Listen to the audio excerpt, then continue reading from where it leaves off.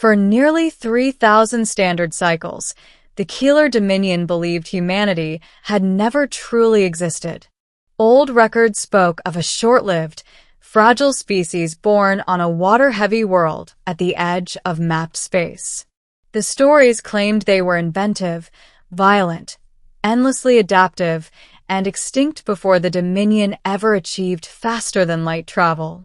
Most historians categorized humans alongside other ancient errors, mistranslations, corrupted data shards, or allegories meant to warn young civilizations against self-destruction.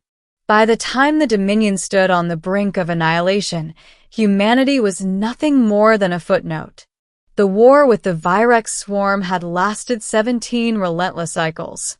The Virex were not conquerors in the traditional sense. They did not negotiate, enslave, or rule. They consumed. Entire systems vanished into clouds of molecular debris as their bioengineered fleets stripped planets down to their cores. Dominion defenses, gravitic cannons, quantum shields, fleets numbering in the millions slowed them, but never stopped them. One by one, star systems fell. High Strategist Kelron stood within the crystalline command chamber of the capital station Keeler Prime, gazing at a holographic star map riddled with red voids. Each mark represented a system gone silent. Billions of lives erased, without ceremony.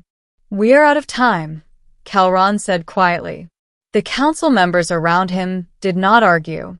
They had exhausted every option: experimental weapons, forbidden technologies, even desperate attempts at communication with a swarm that ended only in silence.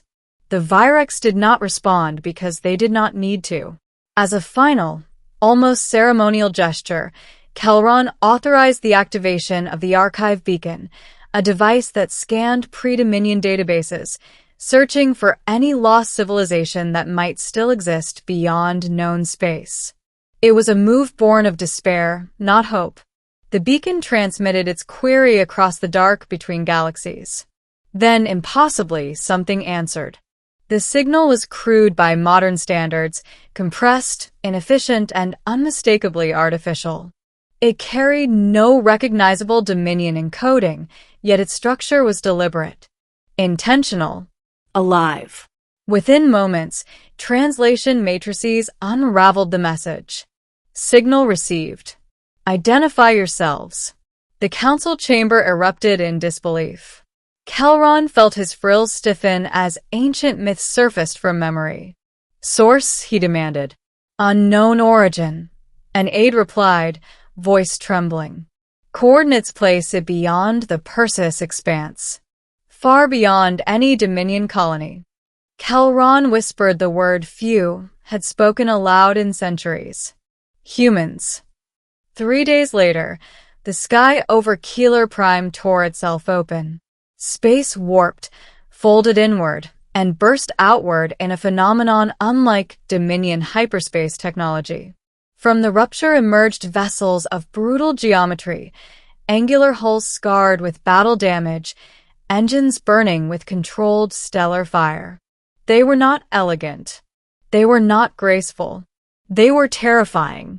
The largest ship dwarfed the Dominion capital station, its hull marked with faded insignia and a name etched into metal rather than energy script. UNS Perseverance. A transmission followed, clear and unmistakably confident. This is Admiral Elias Rourke of the United Human Systems Navy. We received your distress call. Looks like you could use a hand. The Dominion had imagined humans as relics, primitive, reckless, extinct. They had not imagined this.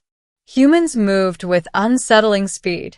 Within hours, they analyzed Virex biology, energy signatures, and tactical behavior. Their conclusions were blunt.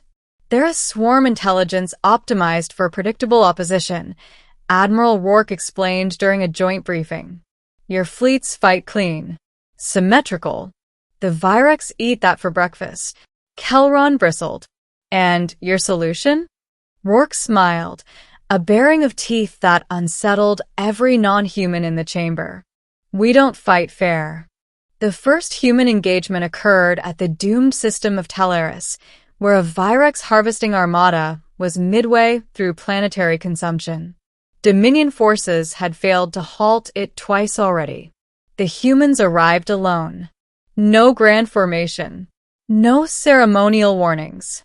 They dropped out of warp inside the swarm. Human ships unleashed weapons the Dominion had never conceived, kinetic lances fired at relativistic speeds, gravity-bent projectiles that shattered Virex command nodes, and autonomous strike craft that behaved less like drones and more like predators. But it was their tactics that stunned Dominion observers. Human vessels deliberately allowed themselves to be damaged, using crippled ships as bait. Boarding teams breached Virex living hulls, detonating antimatter charges from within.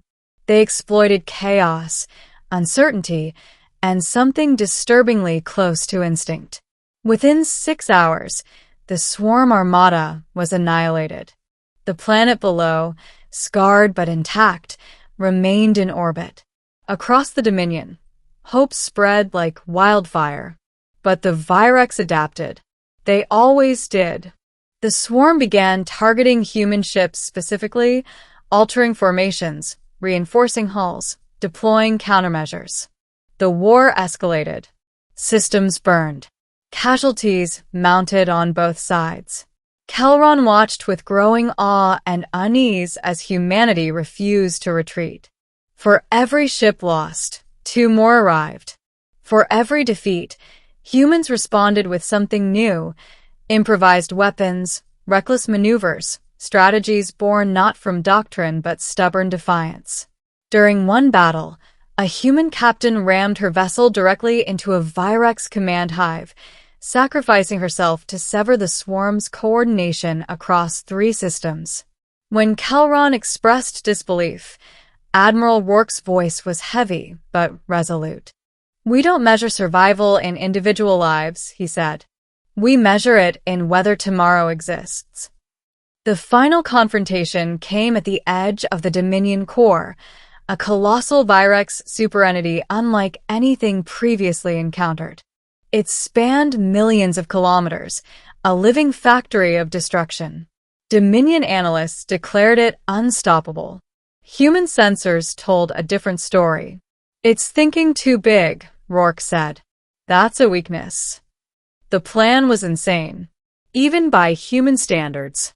While Dominion fleets engaged the superentity head-on, drawing its attention, the humans executed a maneuver no other species would attempt.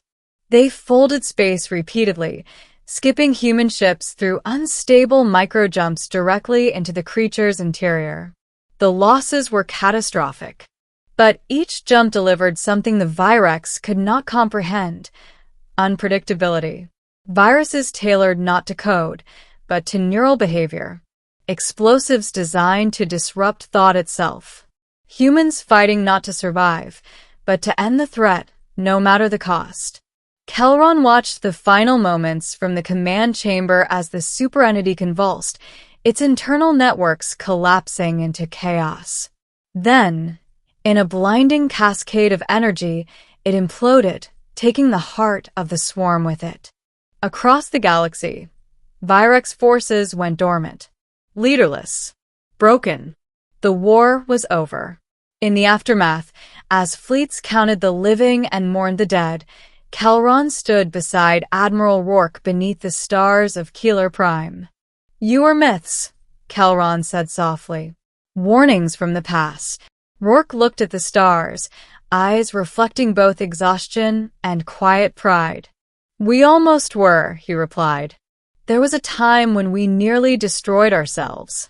Maybe that's why we're still here." "Why?" Kelron asked. "Why answer a call?" Rourke turned back, expression firm. "Because someone once answered ours."